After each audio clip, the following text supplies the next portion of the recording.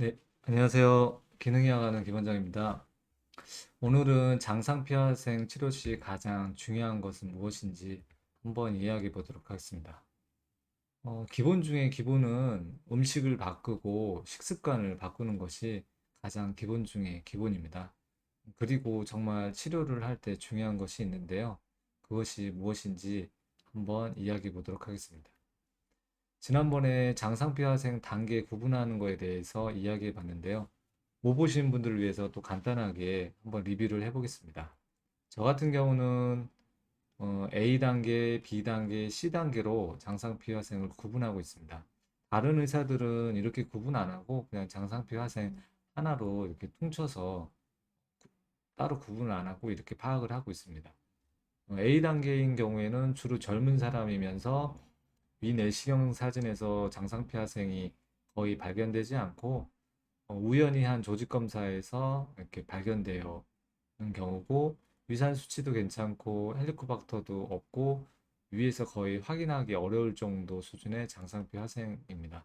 이런 경우에는 특별히 치료가 필요하지 않고 경과 관찰을 하면서 주기적인 위내시경을 하고 식습관 조절을 잘 하시면 되겠습니다. 이거보다 조금 더 진행된 것이 B 단계인데요. 이제 육안으로도 충분히 장상피화생을 확인할 수 있고요. 조직 검사에서도 다양한 단계의 장상피화생이 나올 수 있고, 그리고 위산이 좀 부족한 경우도 있고요.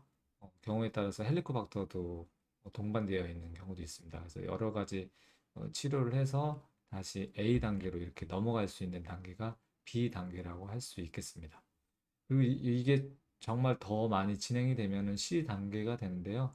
장상피화생이 위 전체적으로 이렇게 퍼져 있으면서 위산 수치도 상당히 낮고 헬리코박터 치료도 1차 제균 치료, 2차 제균 치료까지 했는데 제대로 완치가 안 되고 균이 남아 있는 그러한 단계입니다. 그래서 위암으로 발전할 가능성이 많기 때문에 위암이 생기지 않게끔 더 이상 진행되지 않게끔 유지 관리해야 되는 단계를 저는 C 단계라고 하겠습니다. 모르겠습니다. 좀 더 좋은 치료 방법이 나와가지고 C 단계에 있는 장상피 하생이 B 단계로 넘어갈 수 있으면은 정말 좋겠는데 제가 여러 환자를 치료해 보니까 C 단계에서 그렇게 만족스러운 결과를 얻지 못하는 경우가 많았습니다. 이런 장상피하생 치료를 위해서 검토해야 될 것들이 있는데요. 단계를 구분하기 위해서도 필요하고요. 치료 방향을 정하기 위해서도 필요한 것입니다. 위 내시경 상태를 확인을 해야지 되고요. 그래서 위 내시경상에서 장상피하생이 어느 위치에 있는지, 그리고 면적은 얼마나 넓은지, 또는 이제 조직 검사에서 1단계인지 2단계인지 3단계인지 확인을 해야지 되고요. 또 헬리코박터가 위암의 큰 리스크이기 때문에 이것이 있는지 없는지 꼭 확인을 하고 치료에 들어가야 됩니다. 그리고 위산이 부족한지 과잉인지 이것을 제대로 평가를 하고 위산이 대부분 부족한 경우가 많은데 부족하게 되면 얼마나 부족한지 그래서 어느 정도 보충을 할 건지 그 치료 용량을 좀 정해야 되겠습니다. 그리고 위에 영향을 줄 수 있는 뭐 중금속 중독이나 장루수나 환경오염, 장내 유해균 등 기타 부가적인 원인들을 파악을 해서 치료 방향을 잘 삼아야겠습니다. 이 중에서 가장 중요하게 제가 생각하고 또 어려운 부분이 바로 위산을 제대로 평가하는 것입니다. 대부분 장상표 학생은 이제 위산이 낮은 경우가 대부분인데요.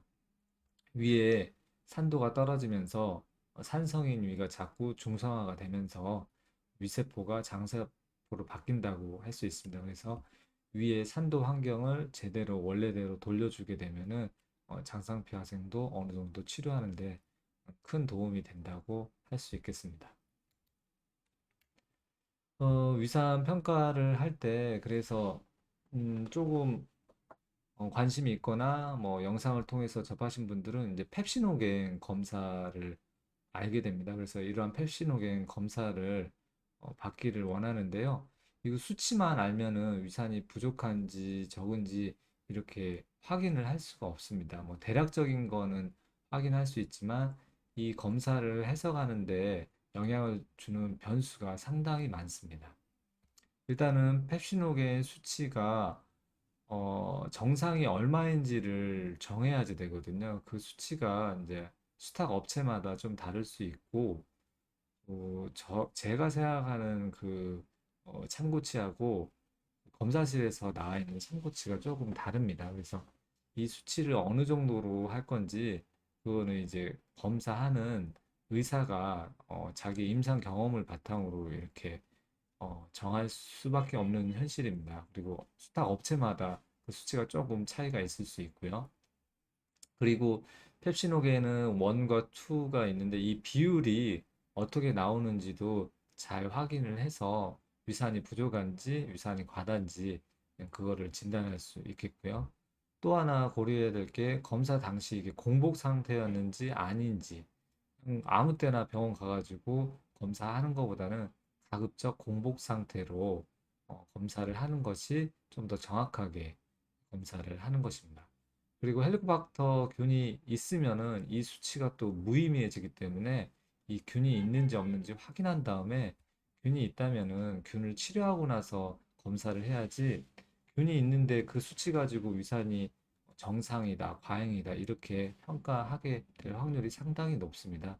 그거는 이제 위양성이라고 볼 수 있겠죠. 그 다음에 환자가 복용하고 있거나 복용했던 위장약의 종류가 어떤 것이 있는지, 특히 위산 억제제를 복용하고 있었는지, 복용을 했다면 어느 용량으로 복용했으며 언제까지 복용했는지를 파악을 해야지만이 이 정보를 정확하게 파악을 해야지 펩시노겐 수치를 정확하게 평가할 수 있습니다. 이런 약을 먹고 있는 이런 정보도 제대로 파악 안 하고 검사만 해가지고 위산이 정상이다, 위산이 과잉이다 이렇게 진단내리는 것은 잘못된 진단이 될 수 있겠습니다. 그리고 펩시노겐 수치에 따라서 어떤 경우에는 자가 면역 위험이 동반되어 있을 수 있는데요. 이런 경우에는 펩시노겐 수치가 상당히 낮을 수가 있는데 이런 경우는 이제 치료 방향이 전혀 달라지게 됩니다. 자가 면역 위험도 위축성 위험처럼 보이지만 위축성 위험이나 장상피 화생하고는 다른 진단이기 때문에 치료 방향을 다르게 정해야겠습니다. 그리고 조직 검사 결과하고 펩시노겐 수치하고 이게 맞는지 안 맞는지 1단계, 2단계, 3단계에 따라서 펩시노겐 수치가 달라질 수 있는데 그것을 적절하게 매치해 가지고 진단을 제대로 할 수 있어야겠습니다. 그리고 위내시경 사진하고도 또 매치를 해서 이게 제대로 나온 검사인지 아닌지 알기 위해서는 위내시경 사진이 필요합니다. 보통은 위산 저하로 진단을 하고 위산 보충 치료를 하게 되는데요. 치료를 하는 과정 중에서 처방한 위산이 에, 어떤지, 어떠한 반응을 보이는지에 따라서 위산이 과한지 부족한지 정상인지 이거를 알 수가 있기 때문에 약을 먹으면서 환자의 증상을 꼼꼼하게 살펴야지만이 정확하게 펩시노의 수치를 진단할 수 있겠습니다. 그리고 충분히 한 6개월에서 12개월 정도 치료하고 나서 위내시경 사진의 변화를 살펴보고요. 그 변화가 적절하다면은 제대로 진단한 것일 거고요. 변화가 거의 없고 오히려 장상피하생이 진행된 양상이라면은 펩시노겐 수치가 약간 오버해서 과평가, 과대평가를 해서 위산 보충을 적게 함으로써 위의 산도 환경에 변화를 주지 못해서 치료에 효과를 못 본 경우라고 할 수 있겠습니다. 물론 기타 다른 요인도 있을 수 있는데 적절하게 치료에 임했다면은 위산이 조금 과잉되게 평가를 했다고 볼 수 있겠습니다. 그래서 단순하게 펩시노겐 수치만으로 위산 저하다, 과잉이다, 정상이다 이렇게 진단할 수 없고요. 이런 여러 가지 임상 정보를 바탕으로 치료하는 의사가 해석을 할 줄 알고 제대로 진단을 내릴 수 있어야지 장상피해 화생을 제대로 치료할 수 있을 것입니다. 네, 오늘은 위산 평가에 대해서 주로 펩시노겐으로 진단을 하는데 거기에 영향을 주는 여러 가지 임상 정보에 대해서 이야기해 봤습니다. 다음에 또 다른 내용으로 찾아뵙도록 하고요. 지금까지 여러분의 건강 수명을 늘려주는 기능의학하는 김원장이었습니다. 네, 감사합니다.